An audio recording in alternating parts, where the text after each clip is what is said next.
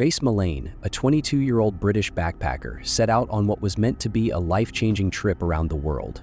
A graduate of the University of Lincoln, Grace was known for her adventurous spirit, warm smile, and deep love for travel. Her journey was intended to celebrate her recent graduation, marking the beginning of her exploration of the wider world. Little did she know, her dream adventure would come to a heartbreaking and tragic end in New Zealand. Grace arrived in Auckland, New Zealand in late November 2018 as part of her year-long global backpacking trip. New Zealand, known for its breathtaking landscapes and friendly people, was a popular destination for travelers like her. Grace stayed at a backpacker hostel in Auckland's city center and documented her travels on social media, sharing her excitement with friends and family. On December 1, 2018, the eve of her 22nd birthday, Grace decided to meet someone she had connected with on Tinder. She met Jesse Kempson, a 26-year-old New Zealand resident who appeared charming and friendly. The two were seen together at a local bar in Auckland, chatting, laughing, and seemingly enjoying each other's company. CCTV footage later revealed the pair walking back to Kempson's apartment in the early hours of December 2. Grace Millane was last seen alive on the night of December 1, 2018. She had met Jesse Kempson, a 26-year-old man she connected with on Tinder for a date in Auckland's bustling city center. CCTV footage captured the two walking together, chatting and visiting several bars. The pair seemed comfortable in each other's company, sharing drinks and laughing as they moved from venue to venue. The footage later showed them returning to Kempson's apartment at the City Life Hotel in the early hours of December 2nd. When Grace didn't respond to birthday messages from her family the following day, her parents immediately grew concerned. David Millane, Grace's father, described her as someone who was always in touch, particularly when traveling alone. Her sudden silence was deeply alarming. At first, friends and family tried to reassure themselves that perhaps she had gone off-grid temporarily, exploring the scenic locations around Auckland. However, as hours turned into days, their concerns escalated. Grace's father reached out to New Zealand authorities to report her missing, prompting the launch of a formal investigation. Grace has been missing for several days, and as a family we've been extremely concerned for her welfare. To appeal to anybody who has seen, spoken to or come into contact with Grace over the last few days, and to come forward and contact the investigation team. New Zealand police began piecing together her movements, speaking with hostel staff and friends she had made during her travels. They reviewed CCTV footage from the city center, which provided critical clues. After identifying Jesse Kempson as the man Grace had last been seen with, police reached out to him for questioning. Tell us about Grace. So I was talking to Grace on Tinder. We'd matched on Friday. I saw that we'd matched the next day on Saturday. How did the evening pan out? Yeah, pretty good. I didn't initially know that she was real. Kempson initially cooperated with authorities, claiming he and Grace had parted ways amicably after their date. However, inconsistencies in his story combined with his nervous demeanor raised suspicions. Investigators delved deeper, uncovering unsettling evidence that suggested something far more sinister had occurred. On December 8, 2018, exactly 1 week after Grace's disappearance, police made a grim discovery. Following a detailed search of the Waitaka Ranges, a remote and rugged area on the outskirts of Auckland, officers found Grace's body. She had been placed inside a suitcase and buried in a shallow grave. The discovery confirmed the worst fears of her family and friends and sent shockwaves through New Zealand. The autopsy revealed that Grace had died from strangulation.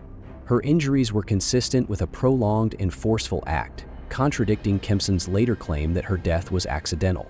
Forensic evidence found in Kempson's apartment further implicated him in the crime. Investigators uncovered blood traces in the room and confirmed that Kempson had purchased cleaning supplies in a suitcase shortly after Grace's death. The chilling timeline of events became clearer as investigators examined Kempson's movements in the days following Grace's murder. Surveillance footage showed him calmly shopping for cleaning products, renting a car, and transporting the suitcase containing Grace's body to the Waitaka Ranges.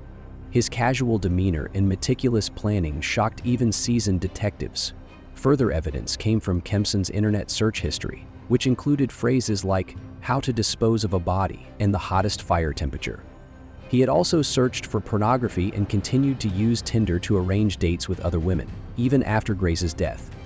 These actions painted a picture of a man who showed no remorse or empathy for his victim. Jesse Kimpson's trial began in November 2019 and lasted 3 weeks, drawing widespread media attention both in New Zealand and internationally. The courtroom was packed with reporters, legal experts, and members of the public eager to learn the full details of what had transpired. The prosecution argued that Kimpson had deliberately strangled Grace during their encounter and then attempted to cover up his crime in a calculated manner. They presented a damning case, highlighting his history of violence and manipulation. Several women who had previously dated Kimpson testified about his abusive and controlling behavior, painting a picture of a predator who enjoyed exerting power over his partners. Solid key pieces of video evidence played a crucial role in proving the case. CCTV footage, video recordings from December 1 and 2 showed Kimpson and Grace together during their date and later entering his apartment. Crucially, there was no footage of Grace ever leaving the building. Internet searches. Kimpson's search history revealed his sinister intentions. His searches included phrases related to body disposal and decomposition. Forensic evidence, blood traces matching Grace's DNA were found in Kimpson's apartment, and fibers from the suitcase were consistent with those discovered at the crime scene. Witness testimonies. Women who had interacted with Kimpson described his disturbing behavior. One witness recounted how he had pressured her into rough sexual acts, similar to the claims he made about his encounter with Grace. So the first woman we heard from had also met the accused on Tinder. When they were messaging, she had actually told him that she was into rough sex and being choked. They did meet up for sex at his apartment, and she told the court that the man did in fact choke her with one of his hands around her neck. She said her breath was restricted a bit, but it was the right amount of pressure, and the key here is it was consensual. We heard from another woman who had also been messaging the man on Tinder but had never actually met him in person. She told the jury that he had told her that he'd expressed an interest in some of his sexual interests. They included feet, dominating, and strangulation. He had actually messaged her or called her on the 3rd or 4th of December. So this is after Ms. Millane had died. And the woman told the court that he'd wanted to go out on a date with her and was trying to arrange that. But she said she wasn't keen because of what he had told her previously. You've indicated that you're willing to speak to us about the events of last Saturday. Is that correct? Yes. Tell me what happened last Saturday. From the beginning, Yeah. started talking to me about 50 Shades of Grey, which is a sex fantasy movie that's out. We started having sex. At first it was just normal. It was very placid. And then she asked me if we could get into bondage. And then all I remember is falling asleep in the shower. I need to stop. I need to go. Would you like some fresh air? Yeah, please. I was in shock. I didn't know what to do. I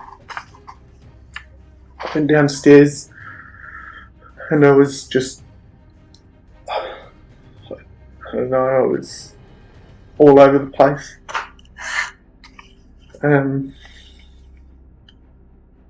I didn't believe what had happened. I was just terrified and scared. I thought that she had gone. I thought she had left. Pathologist, specialist doctor will perform a post-mortem. Yeah. They're very skilled at establishing people's causes of death. Do you understand that? Yeah. Did you kill Grace Millane? Okay. You're under arrest for the murder of Grace Millane on or about the 2nd of December. You understand? Yeah. The defense argued that Grace's death was a tragic accident during consensual sexual activity. They claimed that Kempson panicked and made poor decisions afterward, but insisted he had not intended to kill her. However, the jury rejected this narrative, citing the overwhelming evidence of Kempson's cold and calculated actions in the aftermath of Grace's death. They argued that his behavior was not that of a man racked with guilt or remorse, but rather someone focused on self-preservation. After deliberating for just 5 hours, the jury delivered a unanimous verdict. Jesse Kempson was guilty of murder. In February 2020, Kempson was sentenced to life imprisonment with a minimum non-parole period of 17 years. The judge described his actions as brutal and callous, emphasizing the devastating impact on Grace's family. Kempson showed little remorse during the trial, further highlighting the heinous nature of his crime. Grace's murder prompted widespread outrage and reflection on issues such as violence against women and the dangers of online dating. Her death served as a stark reminder of the vulnerabilities travelers can face, even in seemingly safe environments. Thank you for diving into this gripping case with us. If you enjoyed unraveling the mystery, don't forget to like, share, and subscribe to stay updated on more chilling stories of crime and justice. Let us know your thoughts in the comments below. We'd love to hear your theories. Until next time, stay safe and stay curious.